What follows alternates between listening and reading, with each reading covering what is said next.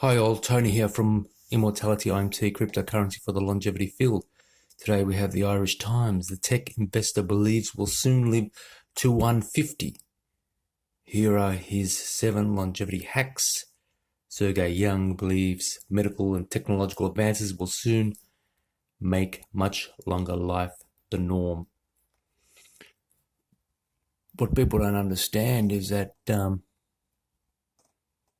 the richer people are, the more wealthy they are, it seems it's correlated to their lifespan.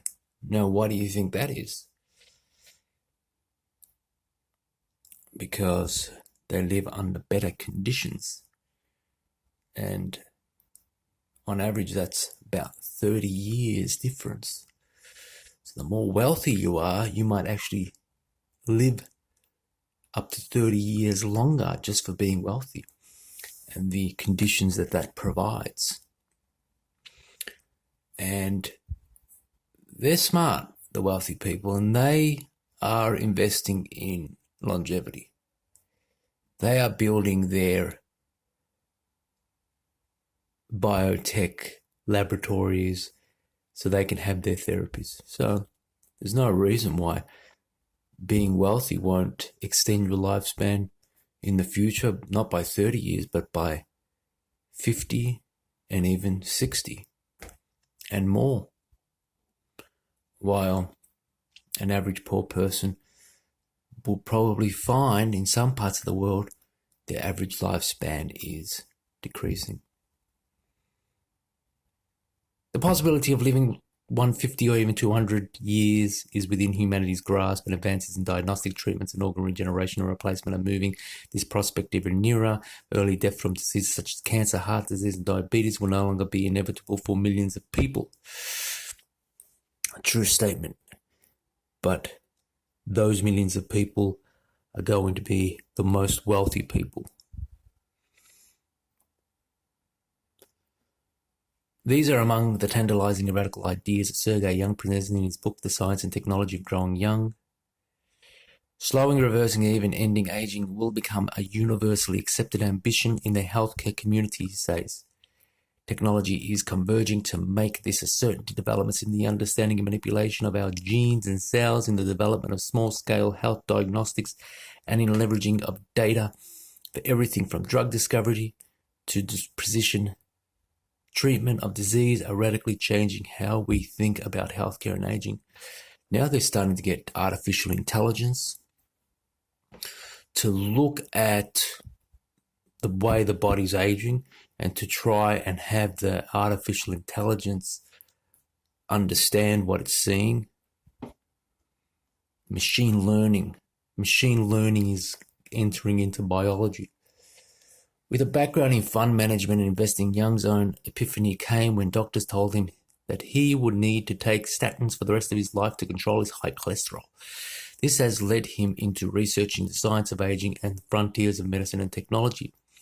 His $100 million longevity vision fund invests in companies at the edge of breakthroughs in life extension technology, and he is a board member of the American Federation of Aging Research.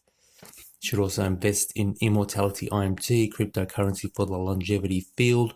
Currently a low cap crypto, so it may be a good investment. Young insists that he is not in the business of trying to cheat death. Personally, even if I die at the age of 80, which would be typical for my cohort, I would have done so, sharing the best ideas about longevity. If that benefits my children, grandchildren, and society in general, that's a good legacy. Well, that's a nice thing to say. With a regular regime of intensive health check, body sensors, and a rigorous diet and exercise regime, Young practices what he has learned on his journey around the bleeding edge of medical research and clearly intends maximizing his own lifespan. So what he's like a fitness type of guy. He's like a different type of fitness person. But instead of going to the gym, which he probably does as well, he's got a different intention in mind. He's got a kind of health span, lifespan sort of edge on it.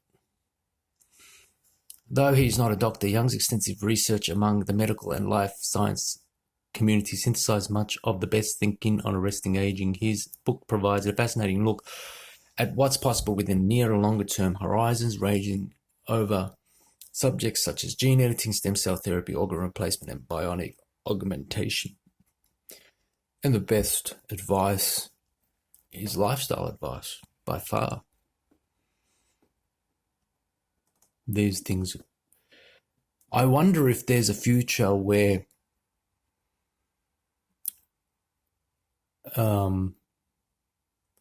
therapies exceed lifestyle advice, where after leading a great lifestyle, a perfect lifestyle, therapies augment the lifestyle and take you to a new level. I wonder if it would ever exceed the lifestyle.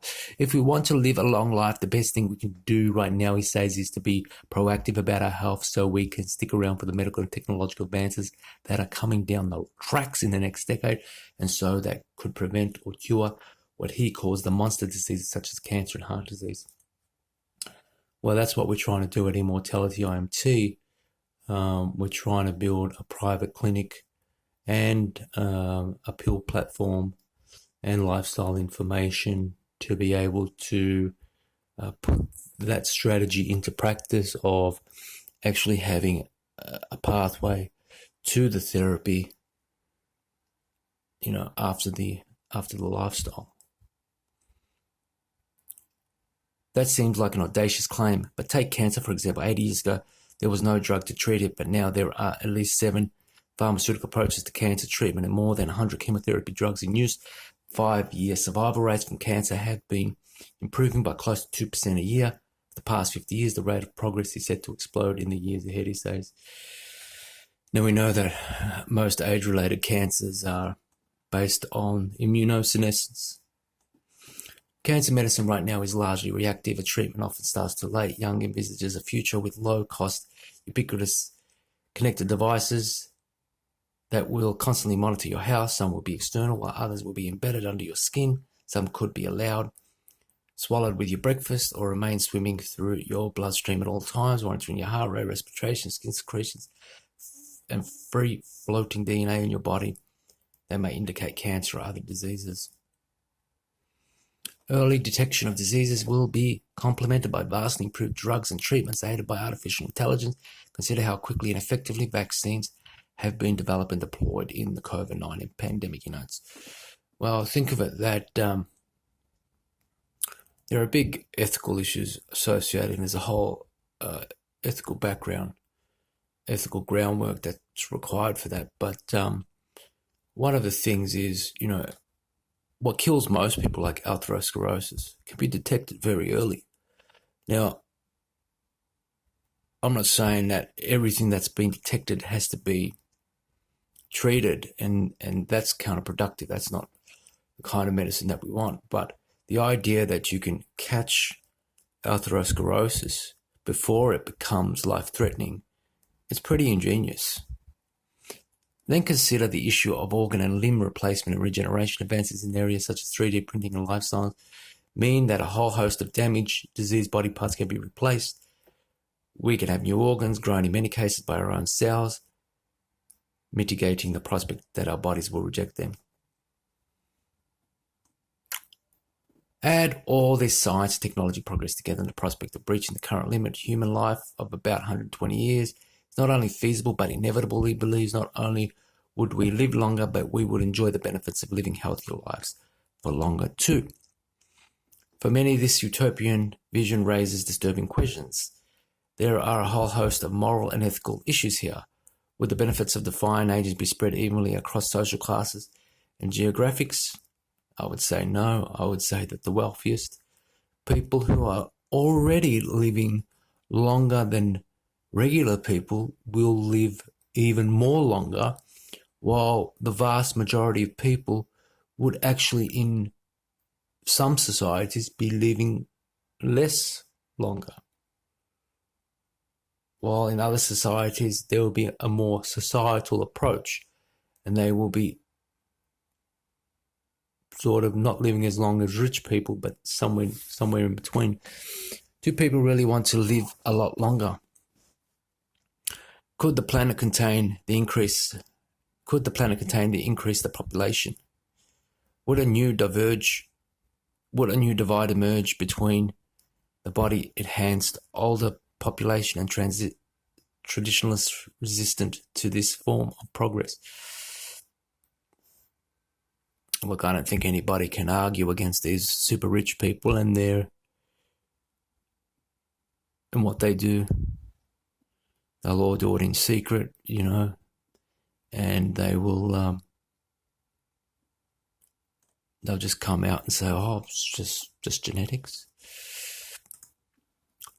Young responds by saying that do nothing would be truly immoral. Existing healthcare costs are enormous. He points out technology offers a pathway to cheaper, ubiquitous healthcare solutions that are within the grasp of everyone. Fertility rates are declining in many parts of the globe, and advances in technology will result in greater sustainability in energy and food production.